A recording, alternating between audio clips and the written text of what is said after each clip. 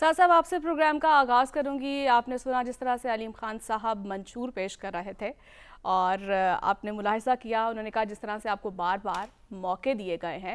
उन्होंने peoples party का भी तज़किरा किया, नून लीग का भी उन्होंने तज़किरा किया और ये चले हुए जो कारतूस है एक बार फिर से मैदान में है, फिर से वो सब्ज़ बाग दिखाए जा रहे हैं और फिर से वो गरीब आवाम को एक बार फिर से वो ख्वाब दिखा रहे हैं जो कि हमने माजी में भी देखे, जिसमें था 50 लाख घर और 1 करोड़ नौकरियाँ।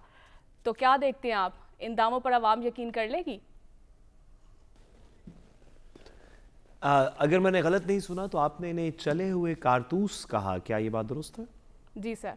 तो फिर तो मेरा ख्याल है कि आपके सवाल के अंदर ही जवाब है, चले हुए कारतूस का क्या फ़ायदा होता है। लेकिन मैं आपसे थोड़ा डिसएग्री करने की जसारत मैं आपसे थोड़ा डिसएग्री करने की जसारत करूं तो मैं गुजारिश करूं कि अब आपने देख तो लिया ही है कि जैसे ही अलीम खान साहब और जहांगीर तरीन साहब वगैरह ने अपनी पार्टी बना ली और नवाज शरीफ साहब वापस आ गए, तो अब इस बात में कोई शक नहीं होना चाहिए कि पाकिस्तान के तूल अर्ज़ में सारी आवाम को इनके हर वादे के ऊपर यकीन है।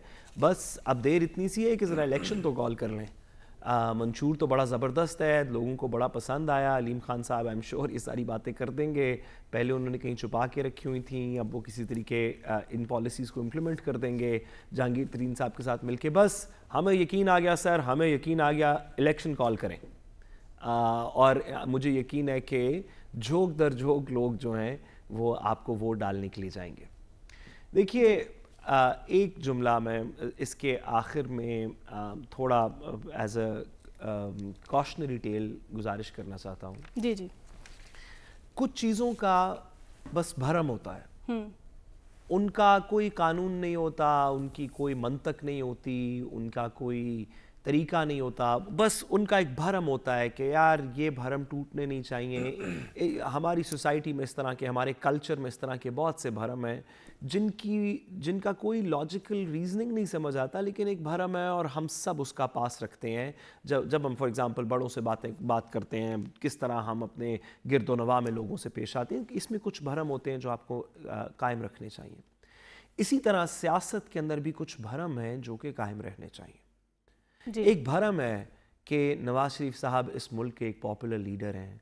आप मेहरबानी करके ट्रेनों को चला के, जहाज़ों से फूल बरसा के, स्पेशल फ़्लाइटें चला के, पूरी मोहसिन नकवी साहब की इंतज़ामिया को शामिल करके तो 25-30 हज़ार, 40 हज़ार, 50 हज़ार बंदा ना इकट्ठा करें, क्योंकि इस कौम का भरम है कि आपके साथ बड़े लोग हैं, इस तरह की हरकतें करेंगे तो भरम टूट जाएगा।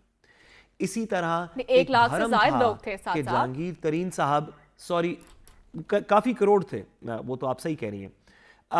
एक भरम था कि जहांगीर तरीन साहब और अलीम खान साहब पाकिस्तान तहरीक इंसाफ के इंजन्स हैं, इनके बगैर पार्टी नहीं चलती। इन्होंने पार्टी बनाई है, इनके हाथों की लगाए हुए ये बूटे हैं, इनके साथ ये पार्टी चलेगी। ये चले गए तो पता नहीं क्या हो जाएगा। इसका सिर्फ एक छोटा सा एक लम्हे का भरम था और मैं कहना चाहता हूँ कि बड़ा अफसोस हुआ कि उन लोगों का जिनका ये भरम था, उन्होंने खुद अपने हाथों से इसे नोच के परे कर दिया।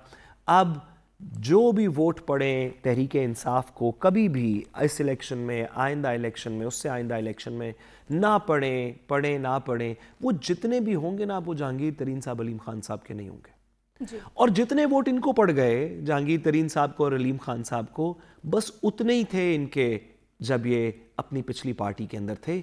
ये भरम अगर ना टूटता तो सबकी इज्जत थोड़ी ज्यादा, यानी पार्टी की वजह से उन्हें जो वोट है वो मिलता रहा है, आप ये कहना चाह रहे हैं? मैं ये नहीं कहना चाह रहा, मैं कहना चाह रहा हूं कि पीटीआई को तो कोई वोट ही नहीं पड़ेगा, सब लोग इसको वोट डालेंगे, तो पीटीआई का कुछ भरम था वो रहने देना।